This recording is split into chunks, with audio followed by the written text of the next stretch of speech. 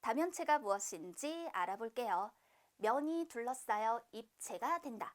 면이라고 하는 건 도형의 기본 요소로 위치와 넓이를 나타내는 도형이죠. 이때 다면체는 그럼 무엇을 말하는 걸까요? 다면체는 다각형으로만 둘러싸인 입체 도형을 다면체라고 해요. 다각형은 선분과 각으로 둘러싸인 도형이잖아요. 위에서 이렇게 다각형들을 찾을 수 있어요. 그런데 이 다각형으로만 둘러싸인 입체 도형, 바로 이 오른쪽과 같은 이런 입체 도형을 우리는 다면체라고 얘기를 합니다. 다면체의 면은요, 이 다면체를 둘러싸고 있는 다각형을 면이라고 하는 거예요. 다면체의 모서리는 면과 면이 만나는 선분, 그리고 꼭지점은 모서리와 모서리가 만나는 점, 이것을 꼭지점이라고 해요. 여기서 기억할 것은 다면체는 다각형인 면으로 둘러싸인 입체의 도형을 다면체라고 하는 것이다. 이것을 기억해 두면 되겠죠. 아래 보니까 여러 가지 다면체들이 있습니다. 자, 면의 수를 세어볼까요? 면의 수가 4개죠? 면의 수가 4개일 때 그 이름은 사면체예요. 그 다음 또 이런 다각형으로만 둘러싸인 입체 도형 이 다면체의 면의 수가 5개, 그래서 그 이름은 오면체가 되고요. 또 주어진 이 다면체는 면의 수가 6개예요. 그래서 그 이름은 육면체. 또 여기 있는 이 다면체는 면의 수가 7개예요. 그래서 그 이름을 칠면체라고 합니다. 우리가 여기서 기억해야 할 것이 또 나오네요. 바로 면의 수로 다면체의 이름을 정한다라는 거. 다면체의 이름은 면의 수로 정해집니다. 다면체가 무엇인지 확인해 보았어요. 이제 우리는 면이 지나간 자리가 입체가 된다. 직육면체와 정육면체를 살펴봅니다. 직사각형 ABCD가 반직선 BE 방향으로 평행 이동하면, 자, 이렇게 평행 이동을 하는 거예요. 이때 직육면체가 만들어져요.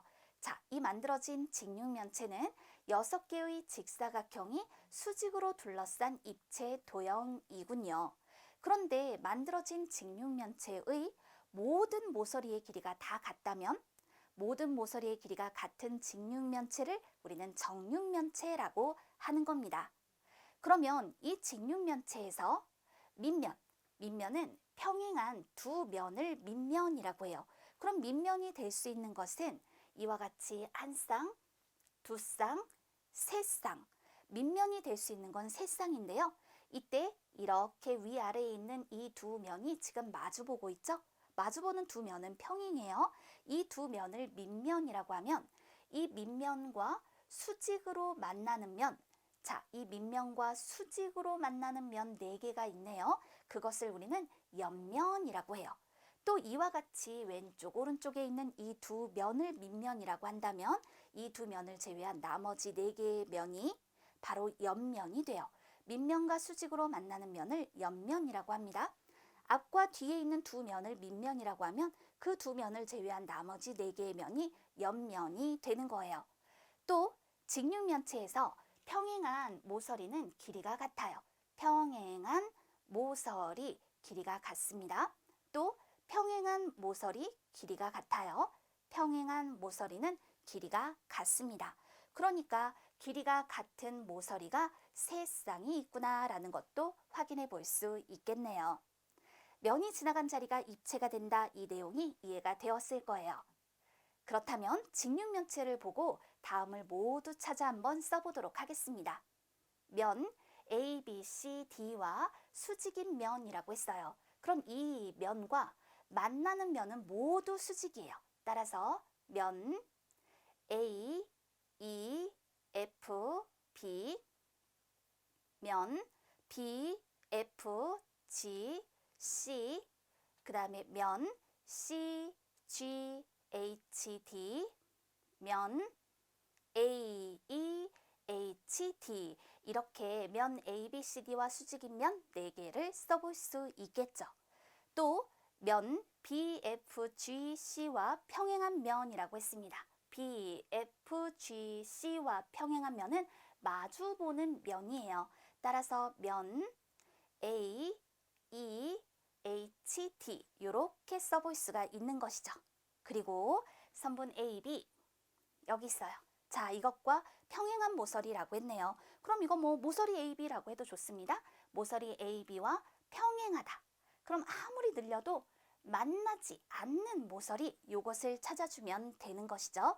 그랬더니 모서리 AB와 그럼 모서리 DC 평행하고요. 모서리 EF 그리고 모서리 HG 이렇게 써볼 수가 있겠네요.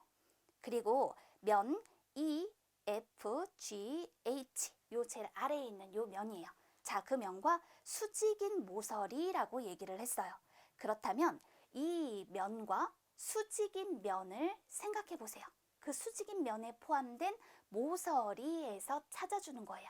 바로 이와 같은 것들을 찾아주면 된다라는 거죠.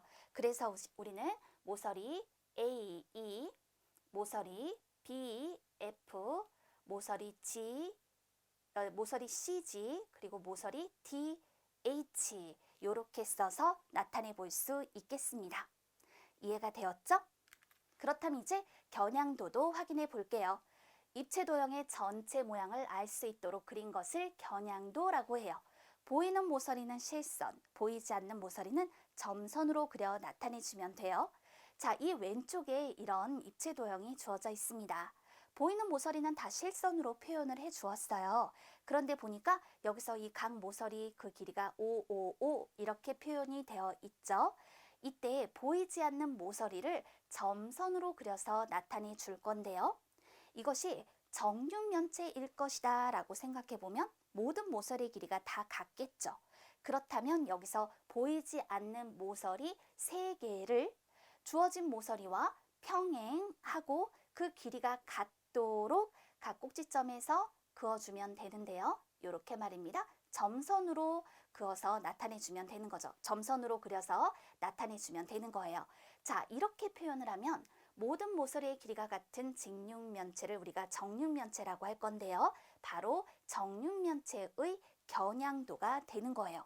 그렇지만 이와 같이 표현된 것을 보고 반드시 정육면체일 거야 라고만 생각할 수 있는 건 아니죠.